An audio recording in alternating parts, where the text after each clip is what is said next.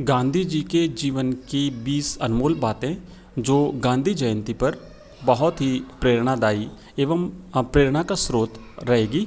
तो आइए देखते हैं गांधी जी की ये विशेष अनमोल बातें। आप इसे गांधी जयंती पर जो भाषण दे रहे हैं उसमें शामिल कर सकते हैं। आप अपने भाषण को काफ़ी प्रभावी बना सकते हैं। कवि और नोबेल पुरस्कार विजेता रविंद्रनाथ टैगोर ने गांधी जी को महात्मा की उपाधि दी थी। यह तो सभी जानते हैं कि महात्मा गांधी को राष्ट्रपिता कहकर के संबोधित किया जाता है, लेकिन बहुत कम लोग इस बात को जानते हैं कि उन्हें यह उपाधि किसने दी थी। महात्मा गांधी को पहली बार सुभाष चंद्र बोस ने राष्ट्रपिता कहकर के संबोधित किया था। 4 जून 1944 को सिंगापुर रेडियो से एक संदेश प्रसारित करते हुए राष्ट्रपिता महात्मा गांधी कहा गया था। गांधी जी की शादी सिर्फ 13 साल की उम्र में हो गई थी। 1882 में उनकी शादी 14 साल की कस्तूरबा गांधी के साथ करा दी गई थी। स्कूल में गांधी जी अंग्रेजी में अच्छे विद्यार्थी थे, जबकि गणित में औसत और भूगोल में कमज़ोर छात्र थे। उनकी हैंडराइटिंग बहुत ही सुंदर थी। महान आविष्कारक अल्बर्ट आइंस्टीन बापू से खासे प्रभावित थे।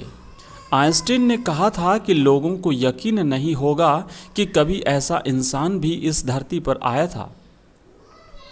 उन्हें अपनी फ़ोटो खिंचवाना बिल्कुल भी पसंद नहीं था। गांधी जी अपने नकली दांत अपनी धोती में बांध कर के रखा करते थे। केवल खाना खाते वक्त ही इनको लगाया करते थे। उन्हें 5 बार नोबेल पुरस्कार के लिए नामित किया गया था। 1948 में पुरस्कार मिलने से पहले ही उनकी हत्या हो गई। श्रवण कुमार की कहानी और हरिश्चंद्र के नाटक को देखकर महात्मा गांधी काफ़ी प्रभावित हुए थे। राम के नाम से उन्हें इतना प्रेम था कि अपने मरने के आखिरी क्षण में भी उनका आखिरी शब्द राम ही था। साल 1930 में उन्हें अमेरिका की टाइम मैगजीन ने मैन ऑफ द ईयर की उपाधि से नवाजा था। क्या आपको इस बात की जानकारी है कि जब 15 अगस्त 1947 को भारत को आज़ादी मिली थी तो महात्मा गांधी इस जश्न में नहीं थे। तब वे दिल्ली से हजारों किलोमीटर दूर बंगाल के नोआखली में थे, जहां वे हिंदुओं और मुस्लिमों के बीच हो रही सांप्रदायिक हिंसा को रोकने के लिए अनशन कर रहे थे। आज़ादी की निश्चित तिथि से 2 सप्ताह पहले ही गांधी जी ने दिल्ली को छोड़ दिया था। उन्होंने 4 दिन कश्मीर में बिताए और उसके बाद ट्रेन से वह कोलकाता की ओर रवाना हो गए, जहां साल भर से चला आ रहा दंगा खत्म नहीं हुआ था। गांधी जी ने 15 अगस्त 1947 का दिन 24 घंटे का उपवास करके मनाया था। उस वक्त देश को आज़ादी तो मिली थी, लेकिन इसके साथ ही मुल्क का बंटवारा भी हो गया था। पिछले कुछ महीनों से देश में लगातार हिंदू और मुसलमानों के बीच दंगे हो रहे थे। इस अशांत माहौल से गांधी जी काफ़ी दुखी थे।